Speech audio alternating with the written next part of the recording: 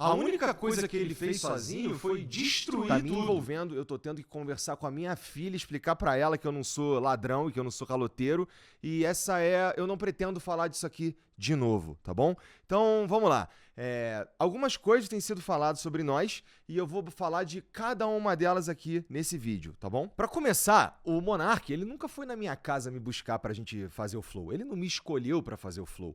Ele não ia fazer o Flow. Eu conheci o Monark em 2016, quando eu me mudei pra Curitiba. Ele tava numa fase esquisita da vida dele, aquele Monark barbudão. E em 2018, quando eu fui falar com ele pra gente fazer uma coisa nova, aí ele falou da ideia de fazer o podcast. E qual era o momento que a gente tava na nossa vida ali? Cara, eu tinha os meus canais no YouTube, eu era reconhecido, eu sou reconhecido dentro do nicho, por exemplo, de fighting games, né? Vira e mexe tem os caras falando ainda de GTA, de Mario Maker, etc. E eu tava fazendo as minhas lives lá no Facebook, que eu ganhava muito bem a ponto de eu conseguir ter as minhas coisas tudo em dia. E eu tava juntando um dinheiro pro próximo projeto que eu ia fazer, porque eu sabia que as lives no Facebook, e assim como qualquer outra coisa na vida, não duram para sempre. Então, eu juntei um dinheiro. Com um dinheiro, Monark, vamos fazer uma parada junto? Que tal se a gente fizesse, por exemplo, um canal de unboxing? E ele falou, cara, é uma boa ideia, mas e se a gente fizesse um podcast? E eu confesso que eu não tinha assistido Joe Rogan ainda. Ele tava nessa desde 2016, quando o Jordan Peterson foi no Joe Rogan Experience pela primeira vez, e ele gostava muito de Jordan Peterson, ele tava numa fase da vida dele que ele tava completamente improdutivo, ele já tinha largado o canal dele, né, que... agora não dá mais. Ele era sócio de uma produtora que faliu, né? E ele não tinha renda. Qual era o dinheiro do Monark? Era o dinheiro que ele tinha feito com o YouTube no começo e tava guardado, tava no PayPal, tava em dólar, alguma coisa assim que ele falava na época lá. E ele tava numa pira meio esquisita porque ele tava vendo que ele não tava fazendo dinheiro e ele tava só gastando dinheiro. E as indicações que eu tinha de que as coisas estavam meio esquisitas ali era chegar na casa dele e a porta cheia de buraco de soco. Quem tava assistindo as lives dele do contrato do Facebook que eu arrumei pra ele lá no final de 2018 vai lembrar disso. E é muito interessante o Monark falar que ele que tava bem e que me salvou e tudo mais, quando eu tinha o contrato no Facebook que, por conta da minha relevância na cena, eu fazia o dobro dele, inclusive o dobro de dinheiro dele, né? Num contrato que eu arrumei pra ele. Se ele estivesse tão relevante quanto ele diz que estava, eu acho que ele teria pelo menos sido procurado por alguém, né? Ou talvez um contrato igual ao meu, pelo menos. Quando a gente foi preparar a sala do Flow, inclusive, que ele diz que ele pintou inteira, ele deve ter esquecido do que a Mariana fez, do que o Gian fez, do que o meu pai fez, inclusive. Ou da vez que a gente foi buscar ele e o Gian as cadeiras lá no Suns Club.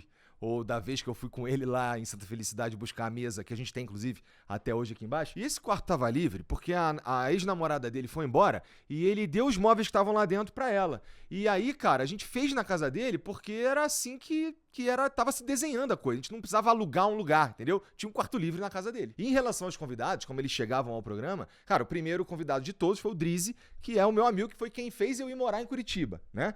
O primeiro episódio que a gente conseguiu ter uns números bem interessantes foi o Rafael Lima, do Ideias Radicais, que eu conhecia porque a gente tinha um amigo em comum. E um pouco mais pra frente o David Jones também, foi, acho que o último episódio que a gente fez em Curitiba, que também funcionou. Então dizer que eu não agreguei em nada, isso que eu tô só citando 3. Dizer que eu não agreguei em nada é uma das coisas mais absurdas que dá pra dizer sobre o Flow. Era tudo equilibrado. Eu fazia algumas coisas aqui, ele fazia algumas coisas ali, e isso nunca foi uma questão ao longo dos anos, enquanto a gente tava trabalhando junto. Então vamos lá. Falar que o Flow começou porque o Monark foi me buscar na minha casa, ele me escolheu, etc, não sei o quê, não faz nenhum sentido, já tá explicado aqui. Falar que o Monark financiou o Flow todo com o dinheiro dele também é uma distorção da realidade. O que não falta é testemunha. E essa relevância que ele tá dizendo que ele tinha nessa época, talvez ele esteja confundindo os períodos, porque lá em 2013, realmente o Monark era o maior youtuber do Brasil, ele perdia em números pra galinha pintadinha só, né? Só que depois ele começou a fazer uns vídeos que começaram a não ressoar com a galera que tava inscrita no canal dele, e os vídeos não funcionavam mais, e ele parou. Então ele virou uma memória pros outros youtubers que faziam, por exemplo, vídeo de Minecraft, que foi uma outra leva no YouTube, que era a galera dos gamers. Então assim, o Monark voltou a ser o Monark quando o Flow deu certo. O ponto aqui é o seguinte, ele não fez sozinho, né? Não é como se ele fosse o protagonista dessa história. A gente, no mínimo, fez junto. Eu, ele e o Gian. A única coisa que ele fez sozinho foi destruir tudo. A construção foi em conjunto. Tem também a narrativa que a gente teria criado um esquema pra tirar o Monark daqui, ou alguma coisa nefasta por baixo dos panos. Quando a gente teve a crise de antes, poucos meses antes, na verdade, que ele arrumou lá no Twitter, e a gente perdeu a Tribe, a gente perdeu o iFood, a gente perdeu parte relevante da nossa receita, ele sugeriu sair e a gente disse, ô Monark, Vai tomar no cu, cara. Vai sair o quê? E a gente segurou a onda. Inclusive, ele voltou aqui no programa 2 vezes depois, né? Ele veio sozinho e depois ele veio com o Venom Extreme e a gente fez os episódios aqui normalmente, né? Ele foi dobrando a aposta. Aconteceu o que aconteceu, ele foi banido do YouTube e aí não é mais seguro ter o Monark em lugar nenhum. E no vídeo que a gente faz, que tem o André Last, que é o último vídeo do Monark como host aqui do Flow, ele diz com todas as letras que a gente chegou numa conclusão, né? E que ele fez parte disso. Então eu não tô entendendo essa de um complô pra tirá-lo daqui. Lembrando aqui que naquele dia acabou o Flow Podcast, tá bom? A gente teve muita repercussão em tudo quanto foi lugar. A gente teve tweet de presidente do Brasil. A gente teve tweet do ex-presidente do Brasil. Teve cobertura na mídia, na grande mídia. Teve no Jornal Nacional, né? Todo mundo fez react. Teve jornal do mainstream ligando para os meus convidados. E tá tudo isso documentado na internet. Não precisa acreditar em mim. É só você ir verificar tudo, tá bom? Dá uma olhada no que estava acontecendo em 2022 na internet. Você vai verificar tudo isso que eu tô dizendo. Acabou o Flow ali. A gente perdeu 100%. De tudo que a gente tinha. Então a gente perdeu contrato para fazer transmissão de futebol, a gente perdeu o contrato de patrocínio, a gente perdeu a monetização de 7 canais, tá? Então não tinha mais Flow. Ali acabou. Acabou. Essa que é a verdade. Então, aqui a gente está falando de uma decisão que a gente tomou, tá bom? Que é talvez o centro desse vídeo e de tudo que tem sido falado ultimamente na internet, que é o contrato que eu assinei com o Monark, né? Cara, em 2022, naquele dia 8 de fevereiro de 2022, a gente estava aqui debatendo o que a gente ia fazer com uma empresa que não existia mais, né? O Flow acabou ali. O que sobrou foi a responsabilidade de cuidar de todas as famílias, de todos os provedores, né? De todos os fornecedores, de tudo que a gente estava se propondo a fazer naquela janela de tempo. Eu não comprei uma empresa saudável, eu não comprei uma empresa multimilionária, eu comprei uma empresa falida, morta, em uma profunda crise de reputação. Então, nesse momento, quais eram as opções que eu tinha? Cara, eu podia ir atrás dos meus direitos na justiça e resolver esse problema por lá. E quais seriam as consequências disso? Seria todo mundo que um dia teve algum tipo de negócio com a gente ir para a justiça procurar os seus direitos porque a gente deixou de cumprir as nossas responsabilidades. Mas eu escolhi ficar no Flow. Eu escolhi assumir toda a responsabilidade de todo mundo que trabalhava com a gente. Eu escolhi assumir a responsabilidade de trazer de volta a nossa reputação. Eu escolhi, cara, ficar aqui no mesmo endereço, tá? Dando a cara a tapa todo dia para todo mundo ver o que eu estava fazendo, que era uma reconstrução da reputação que foi destruída. Então dizer que o Flow é diferente depois que o Monark saiu, mas isso é óbvio, você não precisava dizer, porque o Flow acabou no dia 7 de fevereiro de 2022.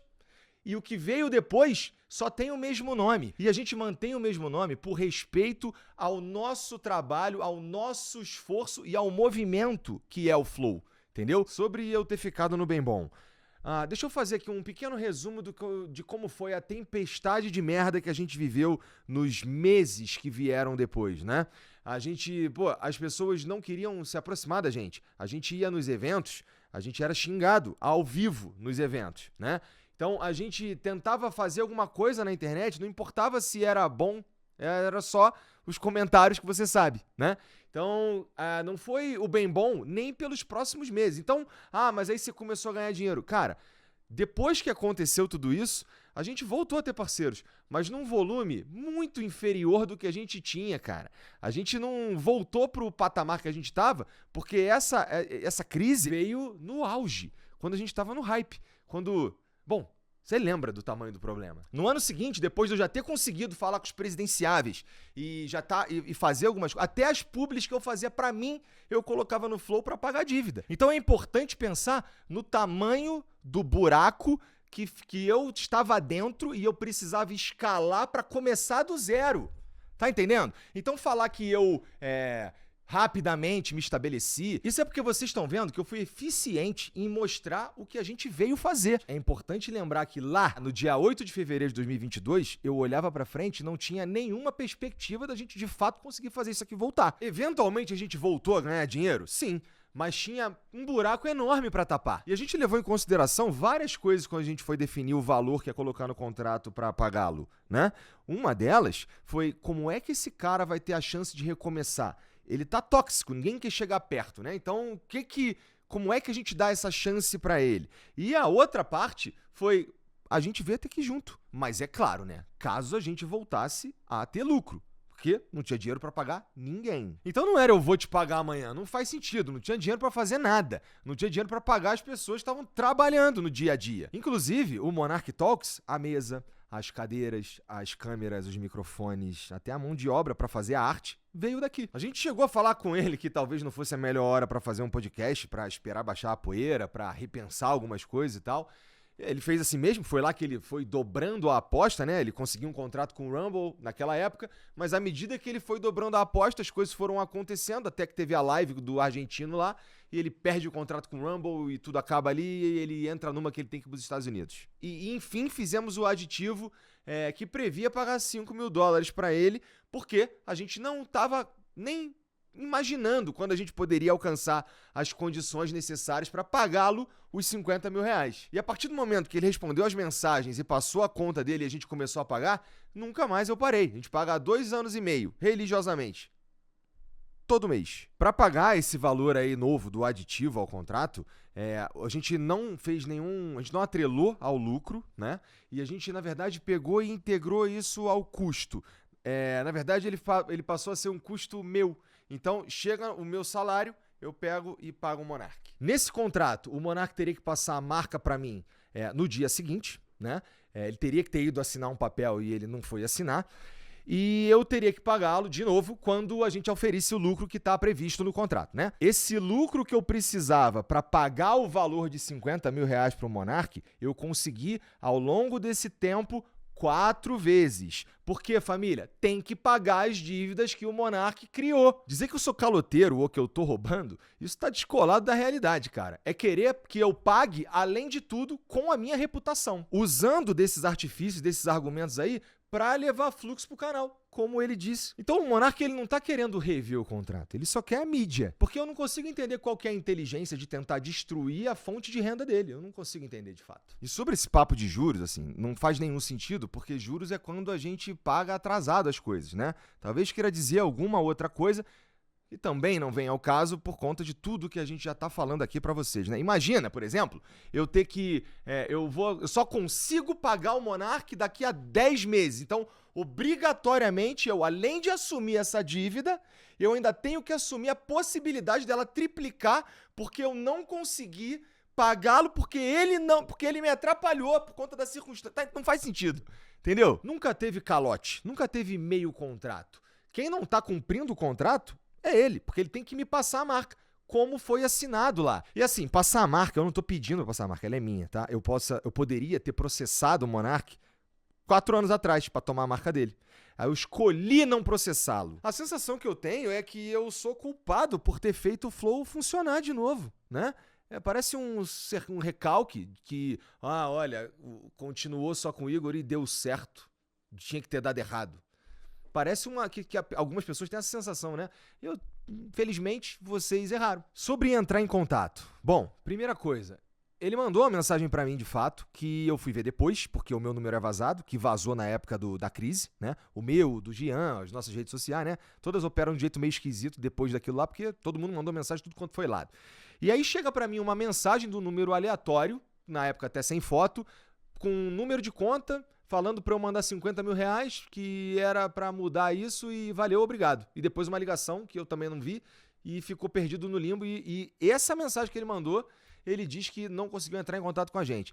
Ele também mandou uma mensagem pra um cara que trabalhava com a gente aqui no financeiro, que foi morar no Rio de Janeiro e, portanto, não tem mais nada a ver com a gente aqui. E aí, com essas 2 mensagens, ele diz que não conseguiu entrar em contato com a gente, sendo que ele tem o número do Gian, ele tem o número da Mariana, que é minha esposa, ele tem o número de várias outras pessoas daqui. E era só ele fazer um pouco mais de esforço, porque a gente tá no mesmo lugar, é só ele ter vindo aqui, ido na minha casa. E a gente tentou mandar mensagem pra ele também, eu não sabia se ele tinha me bloqueado, porque eu mandava mensagem, não respondia nunca. E no fim, aparentemente, ele tinha trocado de número, não avisou ninguém, e aí chegou um dia uma mensagem aleatória desse número, e como eu vou saber que essa é a mensagem do Monark? Ou só ter respondido os advogados, que a gente tentou entrar em contato por meio de advogados, com ele, com o advogado dele, a gente tentou de tudo. Então é uma fantasia dizer que a gente não tá respondendo o Monark. Ele que não tá respondendo a gente. Bom, então o que tinha pra falar sobre o Monark é isso. Não pretendo falar outra vez, como eu já disse.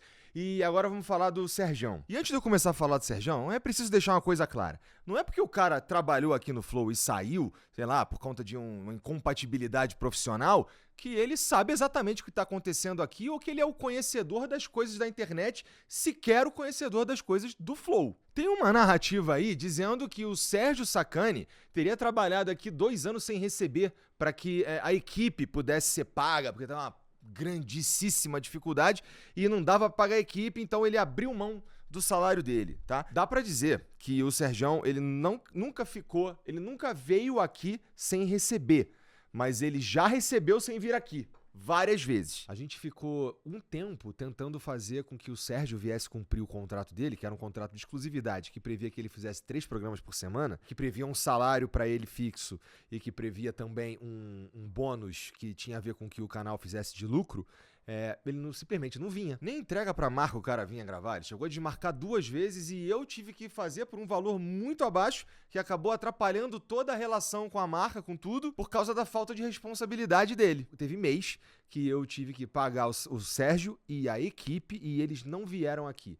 Teve dia que o Sérgio marcou, sei lá, um episódio na semana e com um cara que vinha dos Estados Unidos, o cara chegou aqui e ele não veio.